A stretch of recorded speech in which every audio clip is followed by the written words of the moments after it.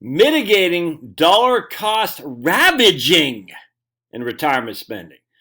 This is a great chart from JP Morgan. So I was talking to a guy today, great guy here in Georgia, and we're just crunching some numbers for him, running the retirement plan. And it's amazing. Oh, folks, it's amazing. So basically, I think he was saying he was spending, I forgot what it was, $6,000 a month all told for everything. And that didn't include income tax. All right, so the income tax, because everything is in his 401k, is going to be taxable. It's going to have some tax. So he came in like 54% or something like that. I can't remember. And he doesn't know. He's not retired. He doesn't know exactly what he's spending. But he's like, look, I'll probably spend roughly the same I'm spending now. But it's even. Long story short, it wasn't even close. So what if we just knock $500 a month off that? From 6,000 a month to 5,500, because he's not even spending that now. So I said, well, if we just knock that down, to 500 to 5,500. So instead of spending 72,000 a year, he's spending 66,000 a year, and that's all in except for income tax.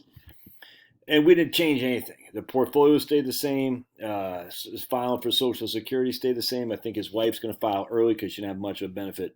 I can't remember actually. I don't think I recommended that. I forgot. Either way, nothing changed other than this tiny reduction in spending. It went from 57 to 94%. So JP Morgan, again, I can't stand JP Morgan. Jamie Dimon can kiss my big fat behind. But look, it's fascism 101 in the United States. It's against the law for JP Morgan to have more than 10% of deposits, and they do, because the law doesn't matter anymore. This is the drawback here when you live in a fascist country. The law doesn't work. Why do you keep saying fascism? Because it's a meeting of corporate America and big government. That's it. And the corporate America controls big government. That's just a fact. Dude, I'm telling you. Everyone, their mom thinks the Democrats control the media. No, the media controls the Democrats. That's just a fact. And if you think Republicans aren't desperate to get media approval, you're wrong too. The Republicans are just as bad. It's just, unfortunately, the Republicans have no power. So anyway, the media controls the Democrats, and the big government is controlled by corporate America. Corporate America also owns the media. Shocking.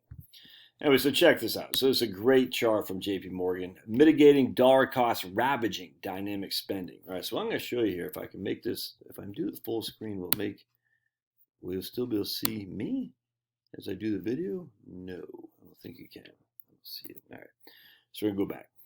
I don't know if I can make it a little bit bigger. Hold on a second. Let's try and make this bigger, shall we? There we go. Sweet.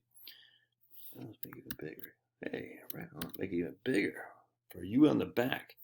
So you got million schmackaroonies in 1966. So we know that the worst time frame to have retired in the U.S. of A. is 1960. Basically 1962, 1967, 66, up at basically that time frame from roughly 62 to 82, or 66 to 82.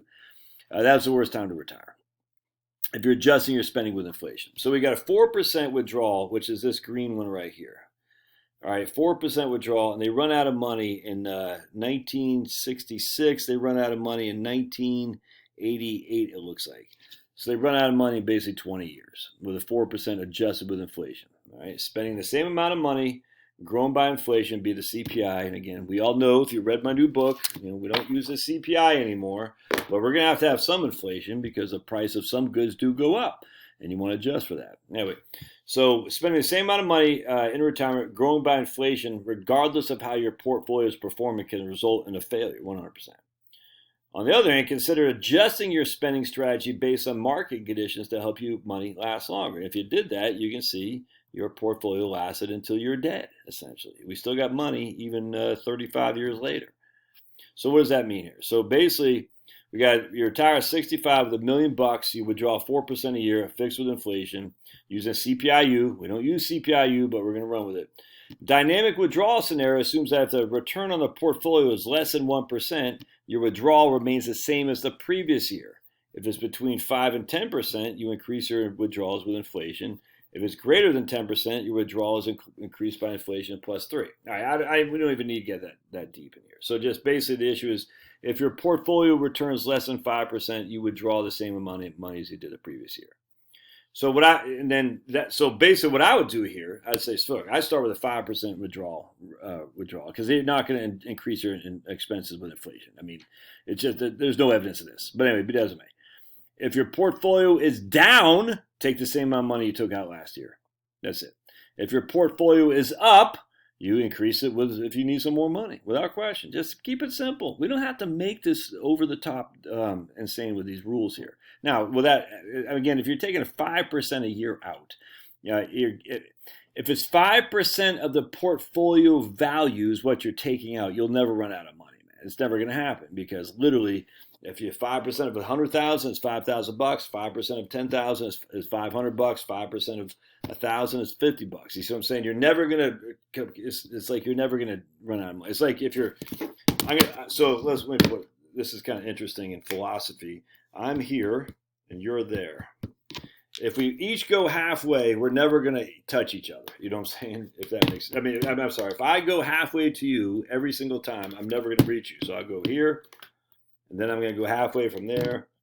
And then I'm going to go halfway from there. You see what I'm saying? I'm never actually going to reach you. Isn't that weird, right? I keep going halfway. If I keep going halfway, I'll never go the full way. I'll never reach you. The same thing here with you. Take 5% of your portfolio value. You do that every year, you're going to be fine.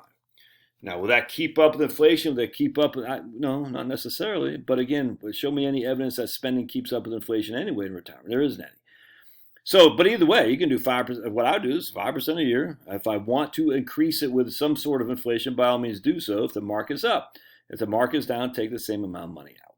And you're probably going to be okay. It's all based on spending. Love to hear your thoughts. We'll see you.